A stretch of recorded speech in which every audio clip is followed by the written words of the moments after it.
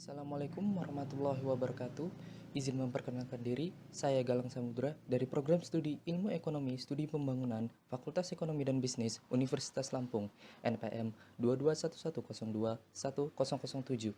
Di video kali ini, saya akan menjelaskan resume yang saya dapatkan dari kegiatan program Pengenalan Kehidupan Kampus bagi Mahasiswa Baru (PKKMB) Universitas Lampung pada tahun 2022. PKKMB adalah sebuah program yang dilakukan oleh universitas untuk memberikan pembekalan terhadap mahasiswa baru yang akan menempuh awal perkuliahan di universitas. Pembekalan ini seperti pengenalan lingkungan kampus mulai dari infrastruktur, lingkungan akademik, lingkungan sosial, hingga sistem pendidikan di perguruan tinggi. Di hari pertama, diawali dengan laporan panitia PKKMB Universitas Lampung tahun 2022 yang disampaikan oleh Wakil Rektor Bidang Kemahasiswaan dan Alumni, Bapak Profesor Dr. Yulianto MSI. Laporan yang diberikan yaitu jumlah mahasiswa baru yang tertampung dari setiap fakultas di Universitas Lampung dan kepanitiaan yang mana hal tersebut melibatkan unsur pimpinan universitas dan fakultas, para tenaga kependidikan, dan mahasiswa yang telah ditetapkan oleh rektor. Setelah laporan selesai, kegiatan selanjutnya yaitu pengukuhan mahasiswa baru oleh Rektor Universitas Lampung, Bapak Profesor Dr. Karmani MSI. Dilanjutkan dengan pembacaan kode etik dan kewajiban mahasiswa Universitas Lampung. Kegiatan selanjutnya yaitu penyampaian materi. Materi yang pertama adalah peran Kepolisian Republik Indonesia dalam mengatasi kejahatan digital yang disampaikan oleh Bapak Irjen Pol Ahmad Wiyagus. Kejahatan yang marak terjadi di Indonesia merupakan masalah serius yang perlu melibatkan kerjasama dari segala elemen di masyarakat. Kepolisian Republik Indonesia dalam hal ini punya peran tersendiri, yaitu sebagai regulator dan penindak hukum atas segala kejahatan digital yang terjadi.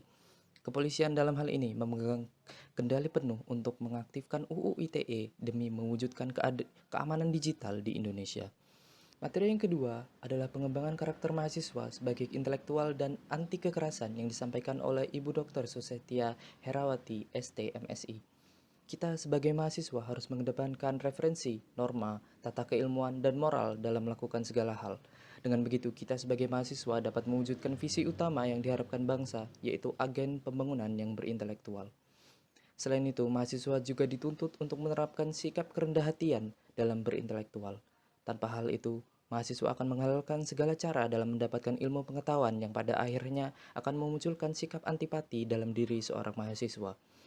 Maka bukan tidak mungkin kekerasan dan perundungan akan terjadi dalam proses berintelektual manakala hal tersebut tidak diindahkan.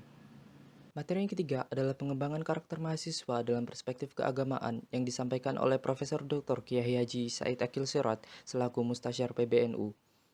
Seorang mahasiswa dituntut untuk tidak hanya berintelektual dalam hal akademis, namun mahasiswa juga dituntut untuk selalu berpegang teguh dengan aturan dan norma agama yang dianut.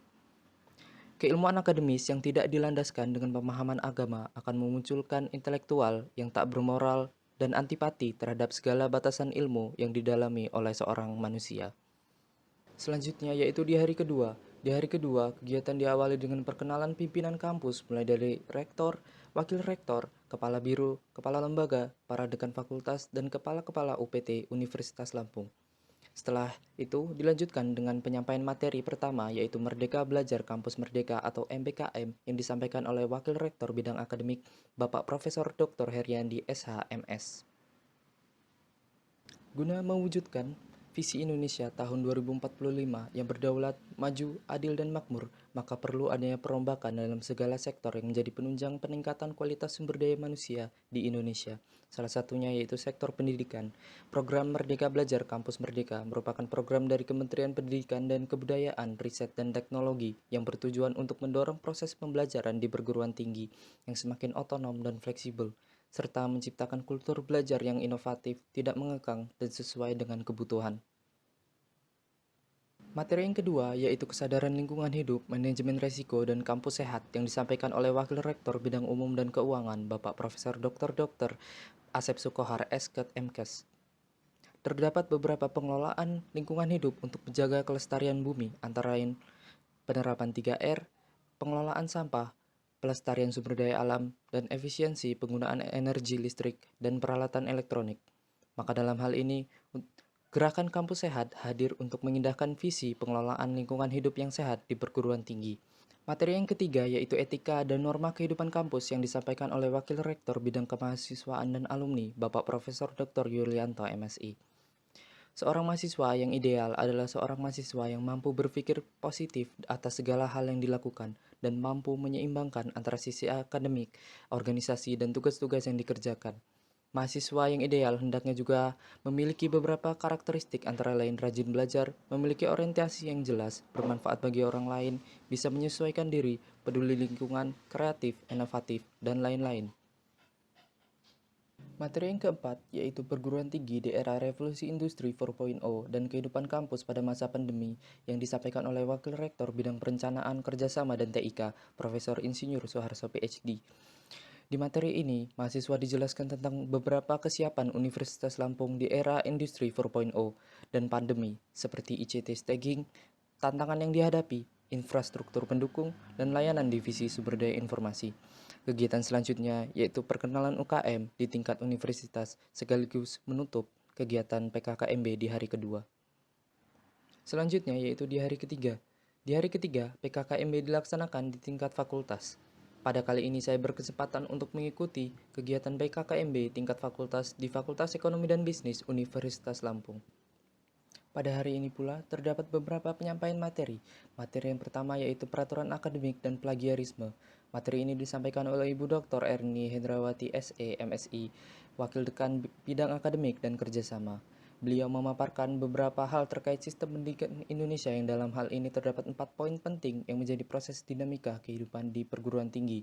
4 hal tersebut antara lain input, proses, output, dan outcome. Selain itu, beliau juga memaparkan beberapa hal yang mengikuti gagasan awal sistem pendidikan tinggi tersebut.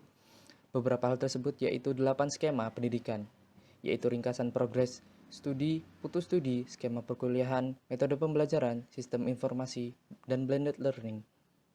Selanjutnya yaitu materi yang kedua. Materi yang kedua adalah kode etik dan fasilitas mahasiswa. Materi ini disampaikan oleh Dr. Agrianti Komalasari, SE, MSI, AKT, CA, CMA, selaku Wakil Dekan Bidang Umum dan Keuangan.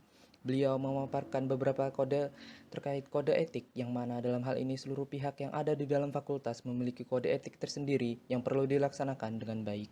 Selain itu, beliau juga menjelaskan terkait fasilitas-fasilitas dan administrasi umum yang dapat menunjang kegiatan akademik dan non-akademik mahasiswa Fakultas Ekonomi dan Bisnis Universitas Lampung.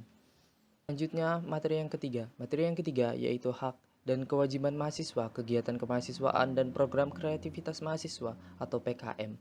Materi ini disampaikan oleh Bapak Muslimin SEMSC selaku Wakil Dekan Bidang Kemahasiswaan dan Alumni. Beliau memaparkan beberapa hal terkait hak dan kewajiban mahasiswa seperti tata pergaulan, tujuan penerapan hak dan kewajiban, dan beberapa hak dan pantangan yang harus dipatuhi oleh para mahasiswa.